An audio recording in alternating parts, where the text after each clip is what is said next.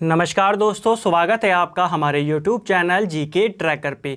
देखिए फ्रेंड्स, आज की वीडियो में हम एक प्रीवियस ईयर एग्ज़ाम पेपर को सॉल्व करने वाले हैं। यह क्वेश्चन पेपर UKSSC द्वारा 1 दिसंबर 2019 को कंडक्ट करवाया गया था। कनिष्ठ सहायक के लिए ये पेपर आपका था। तो आज की वीडियो में हम इस पेपर को सॉल्व करेंगे, साथ ही इसमें क्या आपकी वैकेंसीज थी, कितनी पोस्ट थी और कितनी यहाँ पे कट ऑफ गई थी, हाईएस्ट कितनी गई थी, जनरल में मेल की कितनी गई, फीमेल की कितनी गई, कैटेगरी वाइज ओबीसी में मेल फीमेल, एसटी में मेल फीमेल, सारी कट ऑफ मैं आपको यहाँ पर बताऊँगा। आपको यहाँ पे पहले इस पूरे पेपर को सॉल्व करना है, कितने आपके यहाँ पे मार्क्स आ रहे हैं नीचे कमेंट करना है और साथ ही आखिर में आपने कट ऑफ देखना है कि आपका वहाँ पे नाम आता है या नहीं। साथ ही जिन लोगों ने इस पेपर को पहले दिया है उनके लिए भी ये इंपॉर्टेंट है, क्योंकि जब आयोग ने इसकी आंसर की जारी करी थी, लेकिन बाद में जब रिवाइज आंसर की जारी करी, कुछ क्वेश्चन उसने डिलीट करे, कुछ क्वेश्चन के उसने आंसर बदल दिए। उन सारी चीज़ों को आज यहाँ पर हम क्लियर करेंगे। तो चलिए फ्रेंड्स, आज की वीडियो को शुरू करते हैं। आज का हमारा पहला प्रश्न है, उर्दू किस भाषा का शब्द है? तो उर्दू जो है यह तुर्की भाषा का शब्द है, ये आपको याद रखना है। एक और चीज़ अगर आपको पूछी जाए हिंदी किस भाषा का शब्द है, तो हिंदी फारसी भाषा का शब्द है। दूसरा प्रश्न है, निम्नलिखित में से ध्वन्यार्थक शब्द कौन सा है, यानी कि किसमें आपकी ध्वनि आपकी प्रतीत हो रही है? तो यहाँ पे जो राइट आंसर है वो है ऑप्शन सी, छम छम जो है यहाँ पे ये ध्वन्यार्थक शब्द है। अगला है, निम्नलिखित विकल्पों में से अकर्मक क्रिया कौन सी है? तो देखिए, अकर्मक और सकर्मक आपने पढ़ी होंगी। जब हम कोई क्रिया करते हैं और उसका प्रभाव हमारे ऊपर ही पड़े, उसे कहा जाता है अकर्मक क्रिया। अगर आप लिखने को देखें तो इसका प्रभाव किसके ऊपर पड़ेगा? जिस चीज़ के ऊपर आप लिख रहे हैं। पढ़ने का देखें तो प्रभाव पड़ेगा किताब के ऊपर, जिस चीज़ को आप पढ़ रहे हैं। हंसने की बात करें तो हंसने का प्रभाव आप ही के ऊपर पड़ेगा, ये हमारी अकर्मक क्रिया है। खाने की बात करें तो खाने का प्रभाव आपका उस खाने के ऊपर पड़ेगा जो आप खा रहे हैं। ठीक है, तो इसका राइट आंसर है ऑप्शन सी। अगला प्रश्न है, राजभाषा अधिनियम अस्तित्व में कब आया? तो देखिए, राजभाषा अधिनियम यहां पर पूछ रहा है, राइट आंसर था इसका क्वेश्चन ऑप्शन नंबर सी 1963। अगर राजभाषा आयोग पूछा होता तो आंसर होता 1955, जो कि बीजी खेर की अध्यक्षता में बनाया गया था। ठीक है। अगला है, शब्द में प्रयुक्त वर्णों के सही क्रमिकता को क्या कहते हैं? तो शब्द में प्रयुक्त जो वर्ण होते हैं उनको अगर हम सही तरीके से लगाएं, इसे कहा जाता है वर्तनी। देखिए, जब हमने वर्णमाला पढ़ी थी, मैंने आपको बताया था वर्ण यानी कि वर्णों को ध्वनि भी कहते हैं। तो ध्वनि यानी कि जो हमारी सिंगल वर्ण होती है, ठीक है, तो अगर हम उनको क्रम के अनुसार लगाएं तो वो वर्तनी कहलाएगी। और अगर हम इनको शब्दों के आधार पर लगाते हैं क्रम के हिसाब से, तो वो हमारी क्या कहलाती? क्रमबद्धता कहलाता। अगला है, हिंदी व्यंजनों में का वर्ग की सभी ध्वनियाँ कैसी हैं? तो हिंदी व्यंजनों में का वर्ग की सभी ध्वनियाँ कैसी हैं? ये है कंठ्य। ठीक है, चलिए। अगला है, निम्नलिखित में से स्त्रीलिंग शब्द कौन सा है? तो इनमें से स्त्रीलिंग शब्द आपने बताना था, राइट आंसर था ऑप्शन बी, गवेषणा। ठीक है, जहां पर आयोग ने आंसर बदले हैं और कौन से क्वेश्चन डिलीट किए थे उनको भी मैं आपको यहां पर बताऊंगा। ठीक है।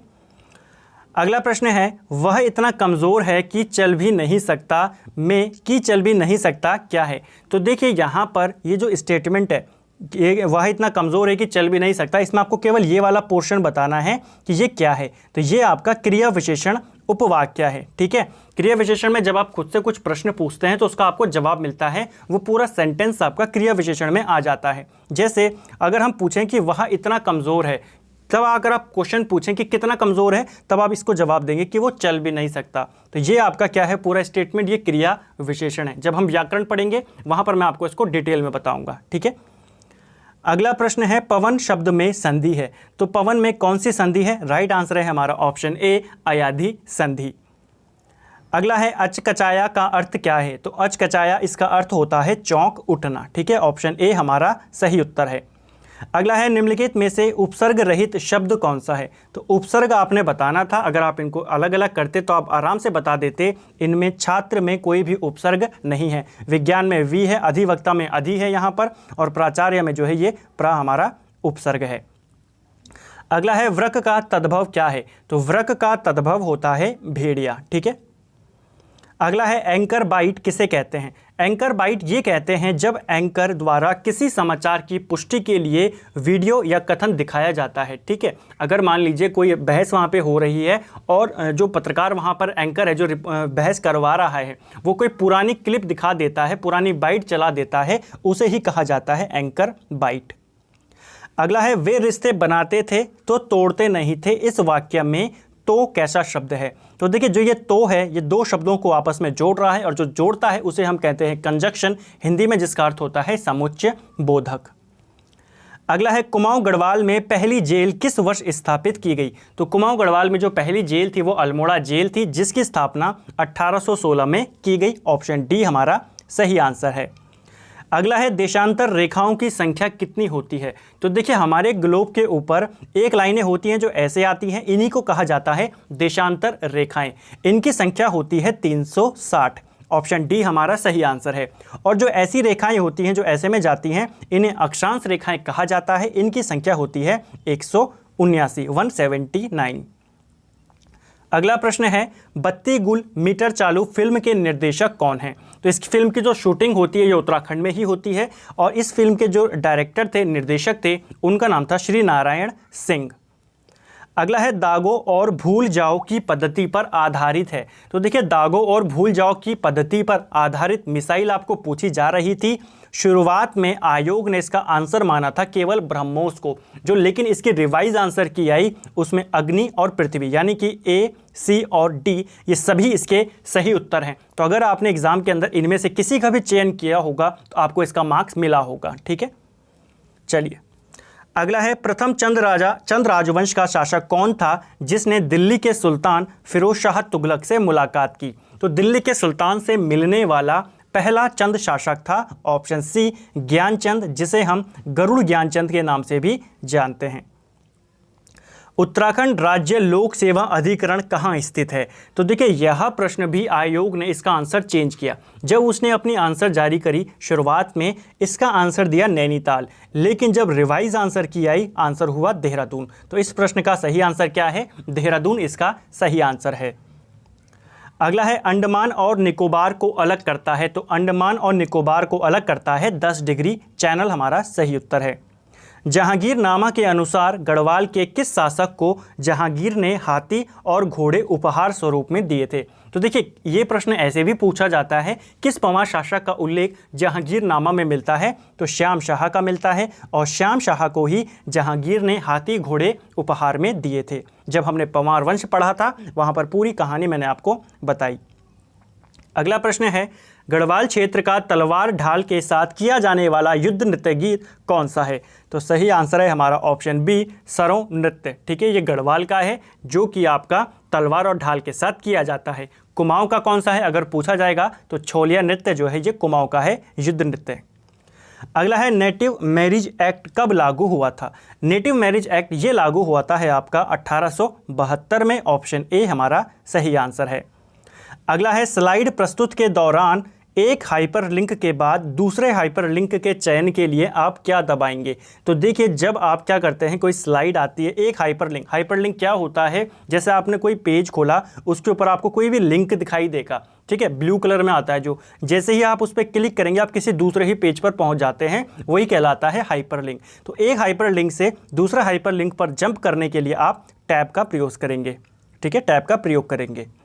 अगला है अल्मोड़ा के समीप स्थित बूटधारी सूर्य मंदिर का निर्माण किसने करवाया। तो देखिए जो बूटधारी सूर्य मंदिर है इसको इसका निर्माण करवाया था, ये कराया था ऑप्शन ए कटारमल ने। ठीक है, कई बार प्रश्न बनता है कटारमल सूर्य मंदिर कहाँ है, अल्मोड़ा में है। इसका अन्य नाम क्या है, बूटधारी सूर्य मंदिर। बंधाड़ी बोली प्रचलित है। तो बंधाड़ी बोली जो है यह पिंडर क्षेत्र में प्रचलित है और ये इसका सही आंसर है। अगला है अपने सिक्कों पर अल सुल्तान जिल्ली अल्लाह अंकित करवाया था। तो अपने सिक्कों के ऊपर यह उपाधि अंकित करवाने वाला सुल्तान कौन था। सही आंसर जो इसने आयोग ने माना वो था मोहम्मद बिन तुगलक। ठीक है, देखिए ये जो वैकेंसी थी हाई कोर्ट में आई थी और इसके अंदर आपके कुल 288 कनिष्ठ सहायक के पद थे। ठीक है, और इसमें 41 पद आपके स्टेनो के लिए भी थे। तो अभी मैं आपको इसकी पूरी कट ऑफ बताऊंगा कि 140 में से कितने मार्क्स यहाँ पे स्टूडेंट्स के उस समय आए थे और सबसे कम मेरिट भी कितनी थी, सारी डिटेल। ठीक है, ये जो आंसर्स मैं आपको बता रहा हूँ ये सारे आपके रिवाइज्ड आंसर हैं और ये सभी आपके सही आंसर हैं। अगला है अंतर्राष्ट्रीय मुद्रा कोष की स्थापना कब हुई थी? तो अंतर्राष्ट्रीय मुद्रा कोष यानी कि IMF की बात हो रही है, इंटरनेशनल मॉनेटरी फंड, इसकी स्थापना आपकी 1945 में होती है। अगला है कूली बेगार बर्दाश्त के अंतर्गत ग्रामीणों को कौन सा कार्य करना पड़ता था? तो देखिए जो कूली बेगार बर्दाश्त प्रथा थी इसके तहत ग्रामीणों के लिए जो आयोग ने पहले आंसर माना वो माना था केवल ऑप्शन ए को कि निःशुल्क राशन देना पड़ता था, लेकिन रिवाइज आंसर की में इसका आंसर माना गया ऑप्शन ए और ऑप्शन डी, दोनों को इसका आंसर माना गया। ठीक है, देखिए पूरा अगर आप नाम पढ़ेंगे जो मुझे लगा कूली बेगार बर्दाश्त, तो दोनों के बारे में पूछ रहा है क्योंकि 3 प्रकार की कूली प्रथा थी, कूली बेगार, कूली उतार, कूली बर्दाश्त। कूली बेगार में आपको निःशुल्क कूली देने पड़ते थे, कूली बर्दाश्त में आपको निःशुल्क राशन देना पड़ता था। ठीक है, तो इसके आंसर दोनों सही थे। अगला है निम्न में से भारत के किस राज्य से कर्क रेखा नहीं गुजरती है? तो कर्क रेखा भारत के 8 राज्यों से गुजरती है लेकिन उड़ीसा से नहीं गुजरती। ठीक है, अगला है दुग्ध ताल कहाँ स्थित है? तो देखिए जब ये क्वेश्चन आया तो शुरुआत में आयोग ने इसका जब आंसर दिया तो दिया चमोली, लेकिन आपको पता है दुग्ध ताल आपका पौड़ी जनपद में स्थित है, इसीलिए आयोग ने इस प्रश्न को डिलीट कर दिया था, ये आप ध्यान रखना। इसका आंसर क्या है? पौड़ी इसका सही उत्तर है। अगला है अगर 10 विद्यार्थियों का समूह आपस में हाथ मिलाता है तो हाथ मिलाने की कुल संख्या क्या होगी? ऐसे प्रश्नों में जब आपको पूछा जाए, जैसे यहाँ पर पूछा जा रहा है कि अगर 10 आदमी हैं और वो हर आदमी से हाथ मिलाएगा यानी कि अन्य 9 लोगों से हाथ मिलाएगा तो आपको इन्हें आपस में गुणा करना होता है और 2 से भाग करना होता है। आपका आंसर आएगा ऑप्शन ए 45। अगला है किस वर्ष रेल पटरियों का विस्तार मुरादाबाद से रामनगर तक किया गया? तो ये जो विस्तार किया गया था ये किया गया ऑप्शन डी 1907 में। निम्न में से कौन सा उपकरण स्थानीय नेटवर्क यानी कि जो लोकल एरिया नेटवर्क कहलाते हैं लैन को इंटरनेट से जोड़ता है? तो स्थानीय नेटवर्क को इंटरनेट से जोड़ने के लिए हम किसका प्रयोग करते हैं? राउटर का प्रयोग किया जाता है। अगला है ऐतिहासिक स्थल लाखू उडियार किस नदी के तट पर स्थित है? बहुत ही आसान क्वेश्चन है, कई बार हम इसको पढ़ चुके हैं। लाखू उडियार ये अल्मोड़ा में सुयाल नदी के तट पर स्थित है। इसकी खोज MP जोशी ने करी थी। कब करी थी कमेंट करके आप बताएंगे। ठीक है, अगला है उत्तराखंड में हस्तशिल्प सामग्री मोष्टा को उत्पादित करने में निम्न में से कौन सा कच्चा माल प्रयोग में लाया जाता है? तो मोष्टा बनाने के लिए रिंगाल का प्रयोग किया जाता है। अगला है ब्रिटिश शासन काल में उत्तराखंड में प्रधान का मुख्य दायित्व क्या था? तो जो प्रधान होता था इसका मेन कार्य क्या था? राजस्व एकत्र करना इसका मेन काम होता था। ठीक है, ब्रिटिश काल में। अगला प्रश्न है कुमाऊं परिषद का पहला अधिवेशन कब और कहां हुआ? तो देखिए कुमाऊं परिषद का जो पहला अधिवेशन होता है ये आपका होता है 1917 में, अल्मोड़ा में इसका पहला अधिवेशन होता है। अगर स्थापना पूछी जाती, स्थापना इसकी 1916 में नैनीताल में होती है। ठीक है, 1916 नैनीताल में।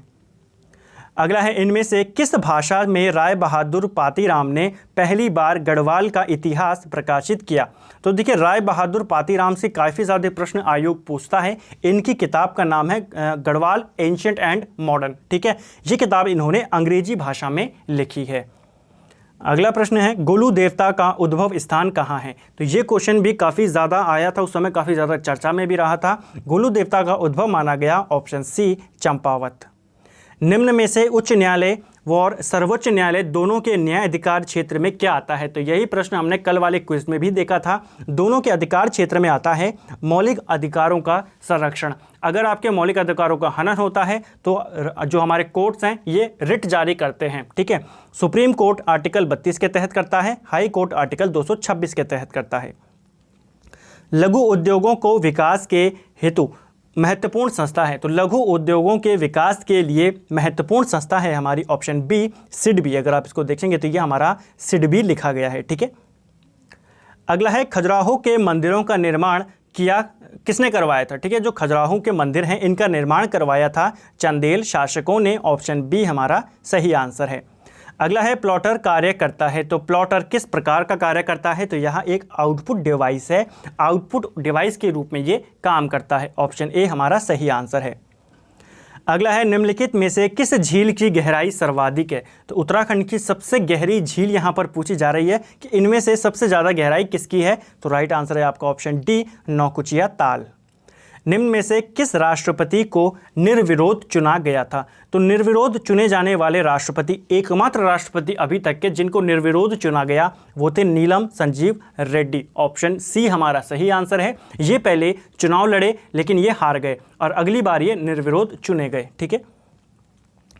पश्चिम तटीय मैदान गोवा से केरल के मध्य किस नाम से जाना जाता है? तो जो पश्चिम तटीय मैदान है हमारा, वेस्टर्न कोस्ट है हमारा, उसे किस नाम से जानते हैं? तो जब आयोग ने इसका पहले आंसर किया तो आयोग ने बताया कोंकण तट। ठीक है, लेकिन यह आंसर गलत था। जब रिवाइज आंसर किया आंसर माना गया मालाबार तट। तो इसका सही आंसर है हमारा मालाबार तट। ठीक है, जो आयोग ने पहले आंसर की जारी करी थी वो पेपर के एक दिन बाद जारी कर दी थी, 2 दिसंबर को। रिवाइज आंसर की जो आयोग ने जारी करी ये करी थी 10 जनवरी 2020 को। ठीक है, लगभग 1 महीने बाद। तो वो वाली सही है।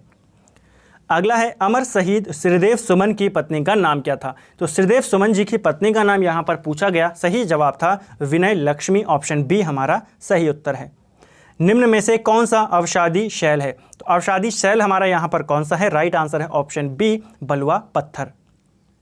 मुद्रा का कार्य क्या है? तो जो करेंसी होती है मुद्रा का कार्य होता है यहाँ पर ऑप्शन सी उपयुक्त दोनों, यानी कि विनिमय का माध्यम होता है और मूल्य का संचय भी इसके द्वारा किया जाता है। अगला है भारत में नागरिक सेवा का जन्मदाता कौन था? तो भारत में नागरिक सेवा का जन्मदाता लॉर्ड कॉर्नवालिस को माना जाता है। अगला प्रश्न है एक्सेल में सभी फॉर्मूला किस चिन्ह से शुरू होते हैं? तो ये क्वेश्चन भी हमने अभी कुछ दिन पहले ही कवर किया था। एक्सेल के अंदर सभी फॉर्मूले बराबर के साइन के साथ शुरू होते हैं। ठीक है। शिवालिक श्रेणी का प्राचीन नाम क्या है? तो काफ़ी अच्छा क्वेश्चन था। शिवालिक श्रेणी का जो प्राचीन नाम था ये था मैनाक पर्वत।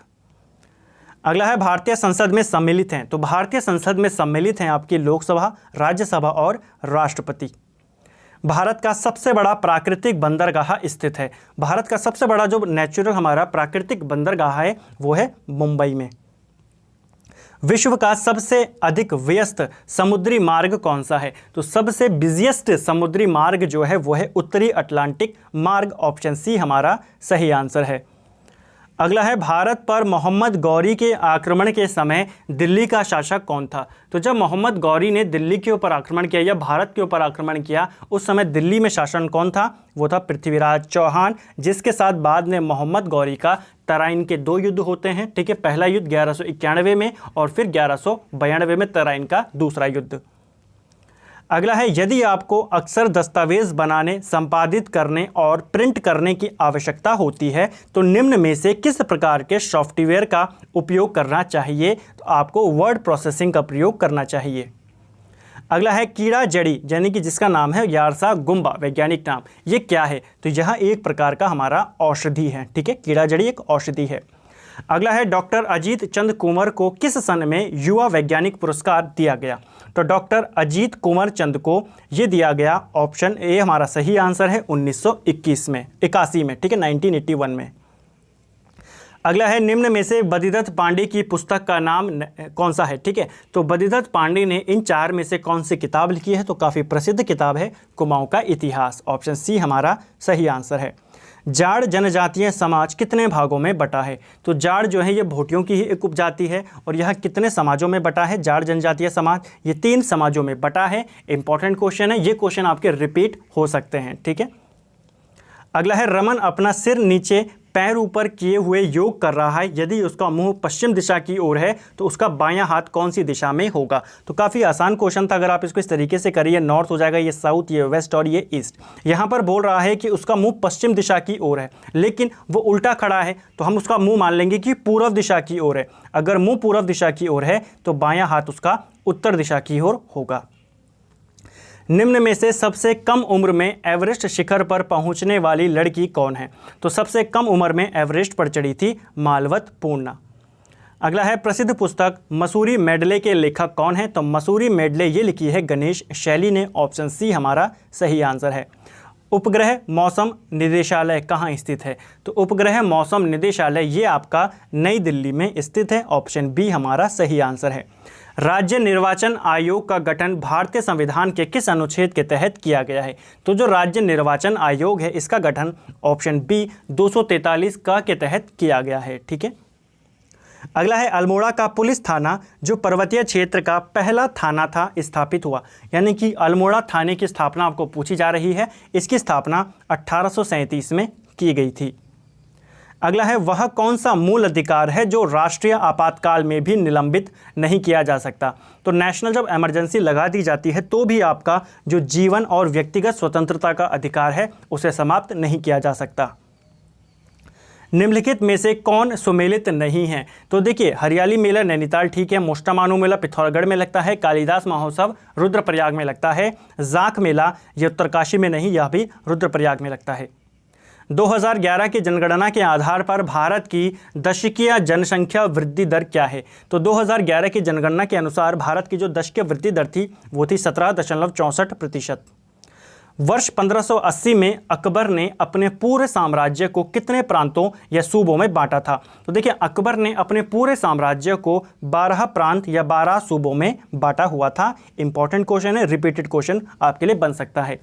अगला है छवि के एक छोटे संस्करण को क्या कहा जाता है। तो फोटो के एक छोटे से संस्करण को कहा जाता है आपको ऑप्शन ए थंबनेल। उत्तराखंड सरकार ने फुटबॉल को राज्य खेल कब घोषित किया। तो बहुत आसान क्वेश्चन है, फुटबॉल उत्तराखंड का राज्य खेल है 2011 से। अगला है 318, 368, 345, 395, 372, 422 प्रश्न चिन्ह क्या जगह पर क्या आएगा। तो यहाँ पर आपको केवल इतना देखना था, 318 में 27 जोड़ा 345, फिर 27 जोड़ा 372, फिर से 27 जोड़िए 399 आपका आ जाएगा। ठीक है, वही पैटर्न आपका यहाँ भी चल रहा था। 368 में 27 जोड़िए 395, फिर 27 जोड़िए 422, फिर 27 जोड़िए इसको 49 कर देना। ठीक है, 449। तो 27 जोड़ना था आपका एक को छोड़कर। ठीक है, अगला है कार्तिकेयपुर का अंतिम कत्यूरी राजा कौन था। तो कार्तिकेयपुर वंश का अंतिम कत्यूरी राजा यहाँ पर पूछा गया था, जिसको आयोग ने माना ऑप्शन बी सुभिक्षराज। ठीक है, अगला है निम्न में से कौन सी संदेश सेवा अब सक्रिय नहीं है। तो इनमें से कौन सी ऐसी मैसेंजर सर्विस है जो अब एक्टिव नहीं है। राइट आंसर जो आयोग ने माना वो है याहू, ऑप्शन ए। ऋतु प्रवास निम्न में से किस जनजाति द्वारा किया जाता है। तो भोटियों की ये कुछ जाति है गद्दी, इनके द्वारा ऋतु प्रवास किया जाता है। ऑप्शन ए हमारा सही आंसर है। भारत का पहला विशिष्ट कुत्ता पार्क किस शहर में स्थापित किया गया। तो भारत का जो पहला विशिष्ट कुत्ता पार्क है ये स्थापित किया गया आपका हैदराबाद में। अगला है माजुली द्वीप कहाँ स्थित है। तो माजुली जो है ये सबसे बड़ा नदी द्वीप है पूरे विश्व का, जो कि आपका ब्रह्मपुत्र नदी पर स्थित है। वन संरक्षण के लिए कल्याण सिंह रावत ने मैती आंदोलन कब प्रारंभ किया। तो मैती आंदोलन ये कल्याण सिंह रावत के द्वारा चलाया गया और इन्होंने इसकी शुरुआत 1996 में करी थी। भारत नेट परियोजना का संबंध किससे है। तो भारत नेट परियोजना इसका संबंध है ग्राम पंचायतों में ब्रॉडबैंड कनेक्शन देने से, यानी कि जो ग्राम पंचायत हैं उन्हें इंटरनेट से जोड़ने से है भारत नेट। अगला है आदित्य नारायण पुरोहित किस क्षेत्र से संबंधित हैं। तो देखिए आदित्य नारायण पुरोहित कौन है, एक कृषि वैज्ञानिक हैं। निम्न में से संविधान सभा के संवैधानिक सलाहकार कौन थे। तो संविधान सभा के संवैधानिक सलाहकार ये थे BN राव। ठीक है, और अंतर्राष्ट्रीय जो न्यायाधीश है, न्यायालय है, ठीक है, इंटरनेशनल कोर्ट ऑफ जस्टिस जो है, जो कि आपका नीदरलैंड के द हेग में है, वहाँ भी जज बनने वाले पहले भारतीय कौन थे, BN राव थे। डॉक्टर यशवंत सिंह कटोच द्वारा निम्न में से कौन सी पुस्तक नहीं लिखी गई। तो यशवंत सिंह कटोच की इनमें से 3 किताब हैं, एक किताब उनकी नहीं है। राइट आंसर है ऑप्शन डी, उत्तराखंड के प्रमुख स्वतंत्रता सेनानी, ये इनकी किताब नहीं है। अगला है निम्न में से कौन सी जनजाति लकड़ी की शिल्पकला के लिए जानी जाती है। तो शिल्पकला या काष्ठ कला के लिए प्रसिद्ध है। ये क्वेश्चन आपका 2 एग्जाम में पूछा गया है लगातार। ठीक है, तो शिल्पकला के लिए प्रसिद्ध है आपकी राजी जनजाति, जिन्हें जंगलों का राजा, वनराज या वनरौत भी कहा जाता है। प्रसिद्ध सदई रचना किस लेखक की कृति है। तो सदई जो है यह तारादत्त गेरोला की रचना है। अगला है मगध महाजनपद की राजधानी कहाँ थी। तो मगध की राजधानी जो है वो पाटलिपुत्र थी।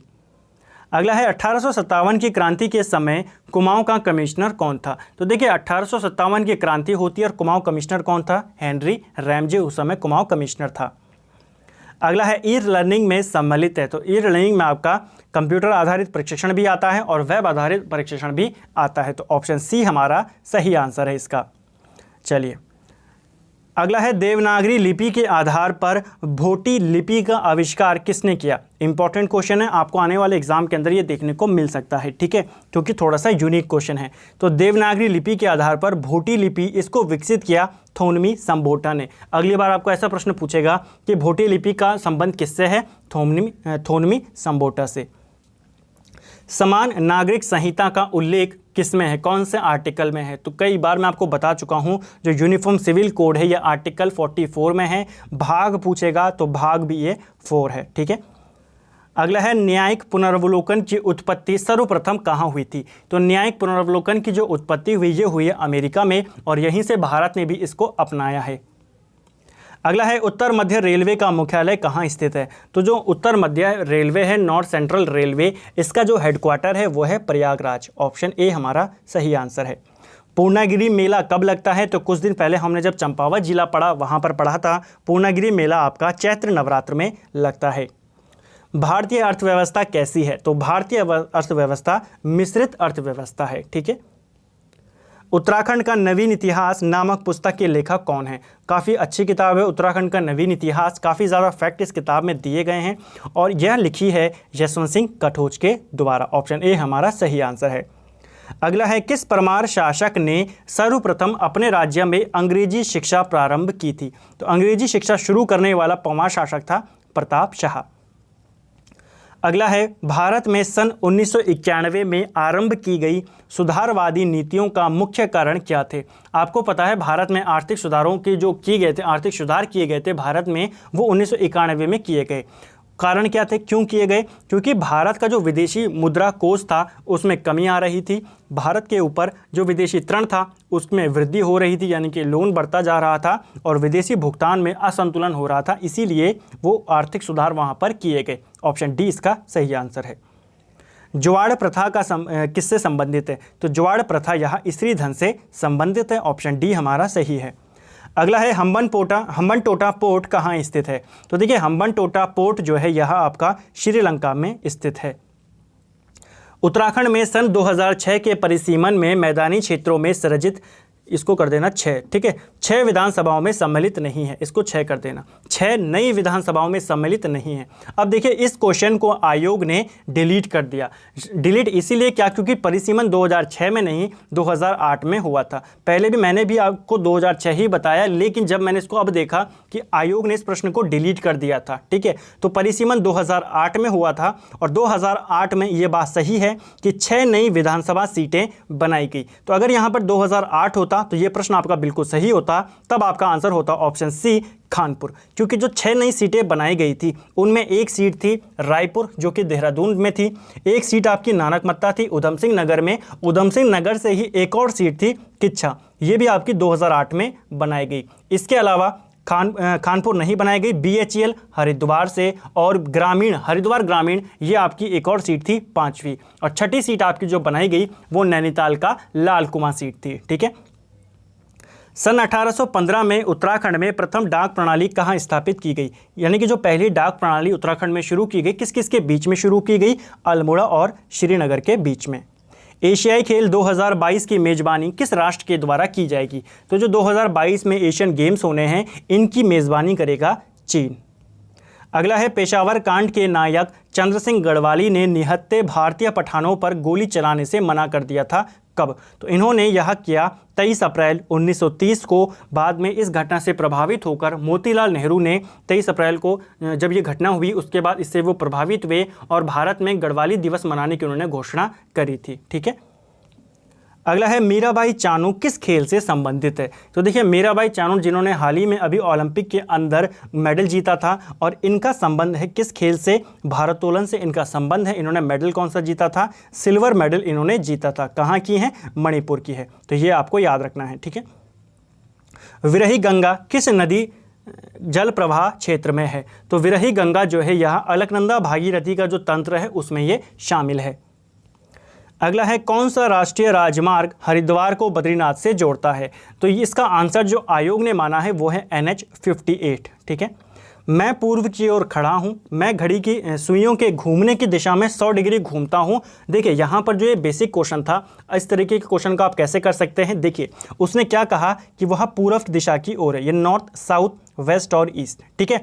इसको हमने यहाँ पर खड़ा कर दिया, ये यहाँ पर खड़ा है इस तरफ मुँह करके। उसने कहा 100 डिग्री क्लॉकवाइज, घड़ी की दिशा में, यानी कि 100 डिग्री क्लॉकवाइज, ठीक है, और 145 डिग्री एंटी क्लॉकवाइज। तो अगर हम इन दोनों को माइनस करें तो आपका निकल के आएगा 45 डिग्री एंटी क्लॉकवाइज हमको उसे घुमाना है। तो एंटी क्लॉकवाइज यानी कि हमको इस साइड उसे घुमाना है ऐसे में। तो यहाँ से अगर इस साइड जाएगा 45 डिग्री तो यहाँ पर पहुँच जाएगा। तो आंसर क्या आ जाएगा आपका, उत्तर और पूर्व के बीच में है उत्तर पूर्व।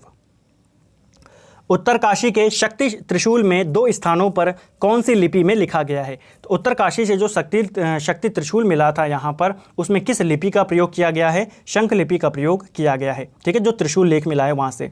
औरंगजेब की मृत्यु कब हुई थी। तो औरंगजेब की मृत्यु काफ़ी इंपॉर्टेंट है, आपको याद रखनी है, क्योंकि मुगल साम्राज्य का अंतिम जो हम पूछें शक्तिशाली शासक अगर कोई था तो वो था औरंगजेब। इसकी मृत्यु होती है 1707 में।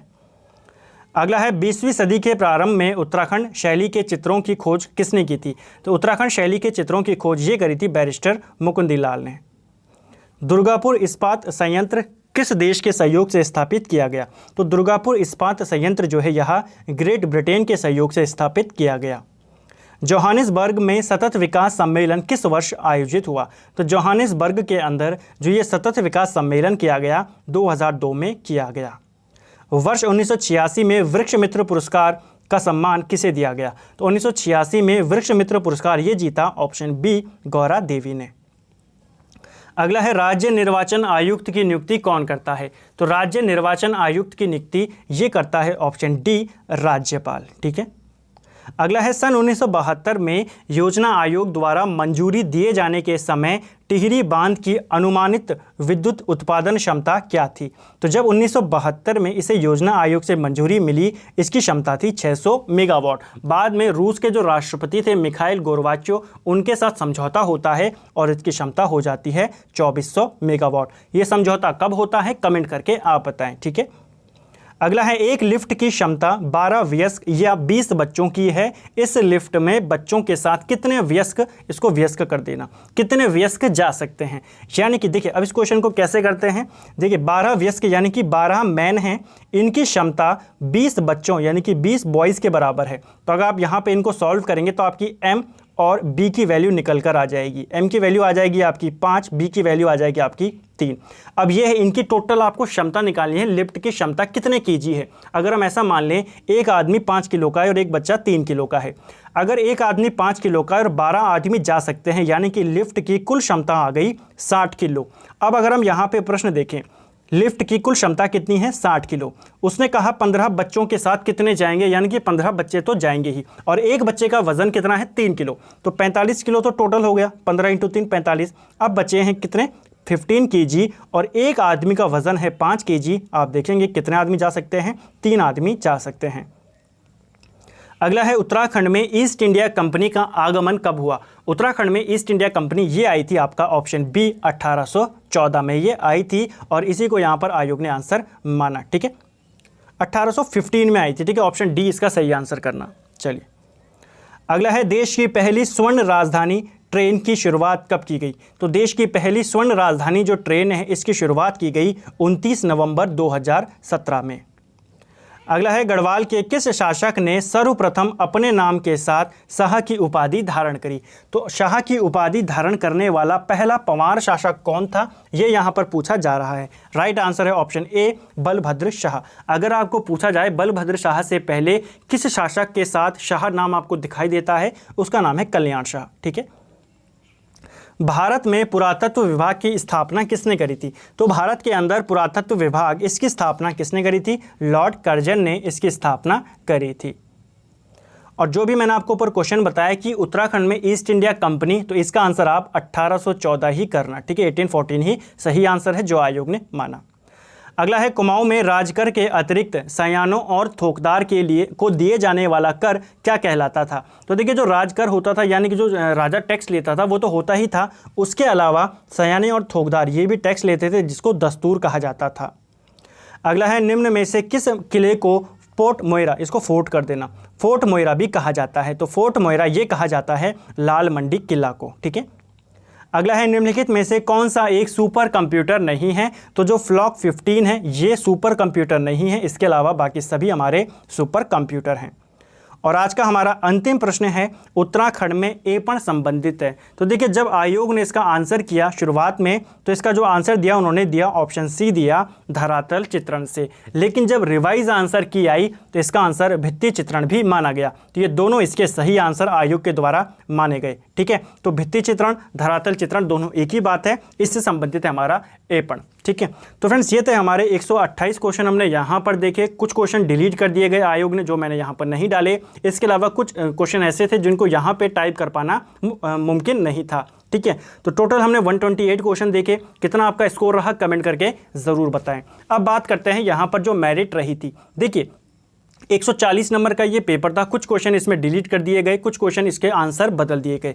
इसकी जो हाईएस्ट मेरिट गई थी कनिष्ठ सहायक की अगर मैं केवल बात करूं, क्योंकि उसी में आपके 288 पोस्ट थी, तो इसमें जो टॉप रहे थे जिनका नाम रहा था उनके मार्क्स से लगभग 127 के करीब। अब आते हैं मेरिट पे। तो जनरल का मेल कैंडिडेट की अगर बात करें तो मेल कैंडिडेट जनरल में उनकी मेरिट लगभग 93 पॉइंट के समथिंग गई थी, 93.5 के समथिंग गई थी जनरल के मेल की। अगर फीमेल की बात करें जनरल में तो जनरल की फीमेल की मेरिट यहाँ पर जो कट ऑफ थी वो गई थी 82, ठीक है। ये कहने कि कम से कम नंबर 82 वाले का भी सिलेक्शन यहाँ पर हुआ था जनरल की फीमेल में। अगर बात करें ओबीसी कैटेगरी में तो ओबीसी में मेल की जो कट ऑफ रही थी वो 88 पॉइंट समथिंग रही थी, ठीक है, 88.7 के करीब रही थी। और अगर फीमेल कैंडिडेट की बात करें ओबीसी कैटेगरी में उनकी रही थी 82.5 यहाँ पर मेरिट कट ऑफ, ठीक है। एससी कैटेगरी की अगर मैं बात करूँ तो एससी में जो मेल कैंडिडेट थे उनकी कट ऑफ रही 81 और जो फीमेल कैंडिडेट्स थी उनकी रही थी 69। और अगर हम बात करते हैं एसटी कैटेगरी में तो एसटी में आपकी गई थी लगभग 82 आपके मेल कैंडिडेट की गई थी, ठीक है।